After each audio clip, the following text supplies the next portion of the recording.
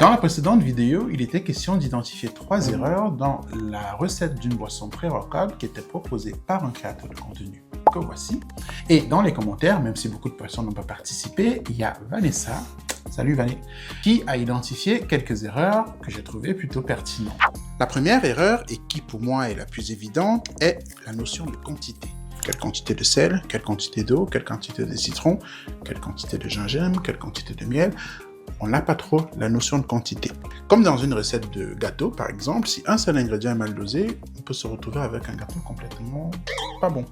Prenons l'exemple du sel. Le sel dans une boisson pré-workout est important parce qu'il apporte du sodium. Sodium qui permet de maintenir de l'eau dans les cellules, c'est-à-dire qui permet de limiter la déshydratation pendant son exercice physique. Si vous dosez trop de sel, l'effet inverse se produit, c'est-à-dire que l'eau, au lieu d'être retenue, est même poussée à se barrer. Vu la quantité de sel qu'il met dans sa boisson, j'aurais tendance à dire que par rapport à la quantité d'eau, il y en a un tout petit peu trop. La deuxième erreur, c'est celle-là, le gingembre.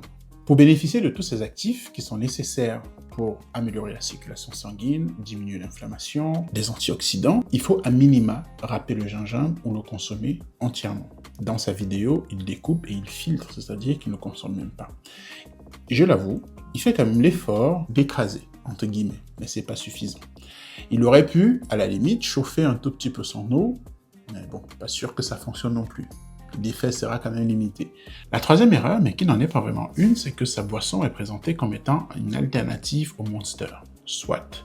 Mais jamais cette boisson ne va avoir les mêmes effets qu'une boisson comme le Monster, le Red Bull ou encore des boissons spécialement conçues pour des préparations physiques. Et je parle d'effet et non d'efficacité. Maintenant, place à la recette.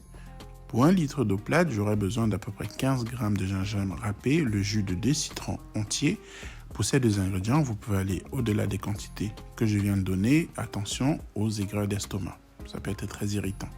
Quant au miel et au sel, les quantités que j'ai introduites doivent se rapprocher au maximum de 5 et 0,9%, qui sont des concentrations dites isotoniques, c'est-à-dire proches du plasma sanguin. Je vous conseille d'utiliser un tout petit peu de vinaigre de cidre pour maximiser l'utilisation du glucose par le muscle et limiter les pics d'insuline. Vous mélangez, filtrez et c'est tout bon.